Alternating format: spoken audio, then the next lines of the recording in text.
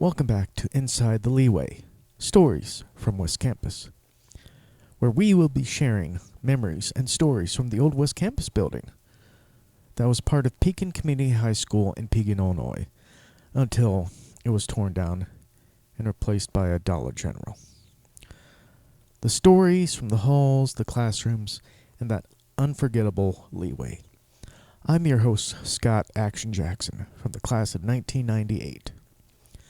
Today, we're hearing from Andrea Thompson Cantrall, if I got that last name right, who graduated from the class of 1992 and was kind enough to share some of her memories with us.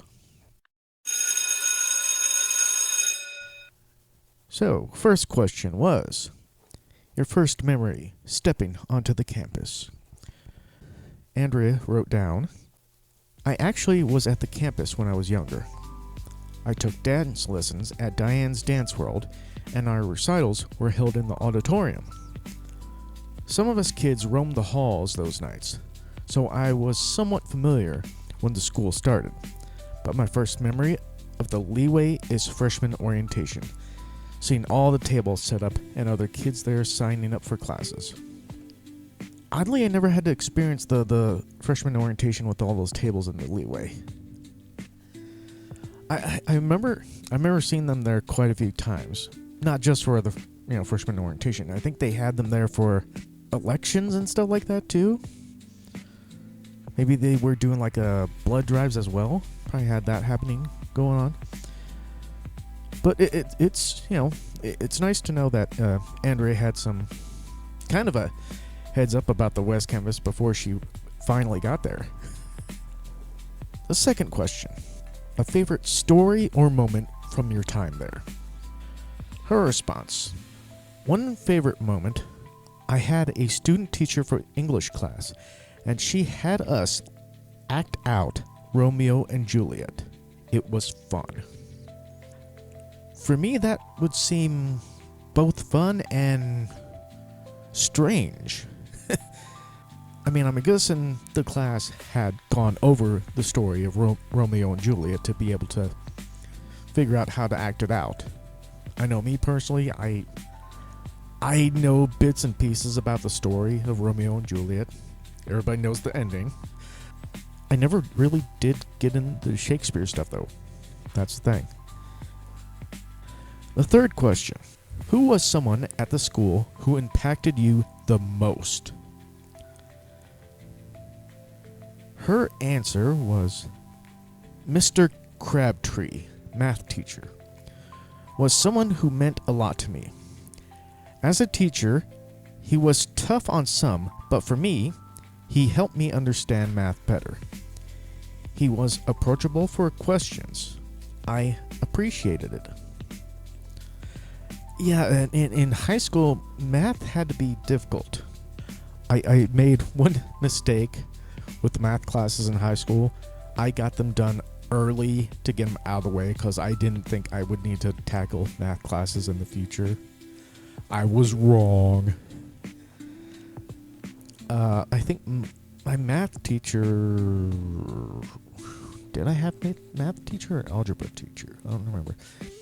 But I think his name was Mr. Gossmeyer. I remember I had his class in the red building. The one odd thing about Mr. Gossmeyer, if you look at him at a certain angle, he would look like a kind of like Arn Anderson from the professional wrestling. But that's just a little funny thing I think of when I think about Mr. Gossmeyer. The fourth question, which is a multi-part question. How often after leaving did you pass by the building? And have you passed by the area recently? How did it make you feel? Andrea responded with, I drove past numerous times. Love seeing the main campus there in all its glory. Seeing the leeway always brought good memories back. I still go past the block and now saddened that it's gone. Yeah, a lot of us are sad that the whole building's gone. No matter how much most of us tried, We couldn't help what the city of Pekin wanted to do. The fifth question. If you could walk through West Campus one more time, where would you go first? She responded, I'd go to the auditorium.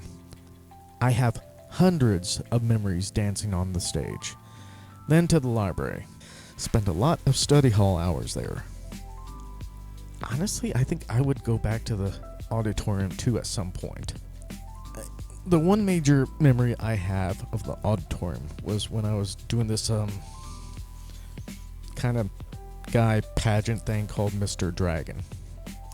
And we had the in-person competition thing there.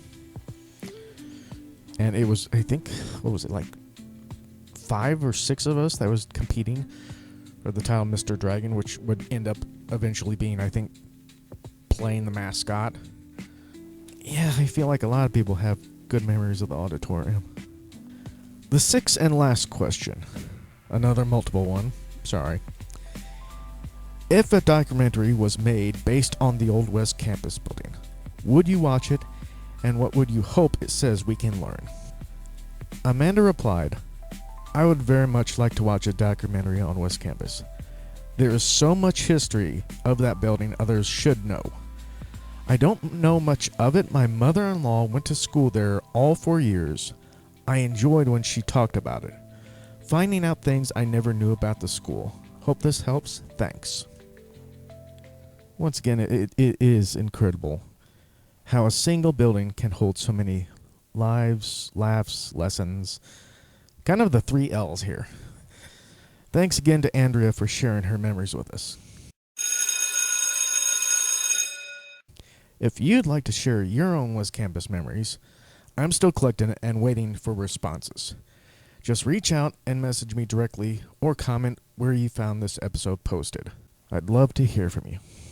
Our next episode may be a short one. Well, since some of these are under 10 minutes, this one might even be shorter, where we share some musical memories of West Campus from Justin Robbins.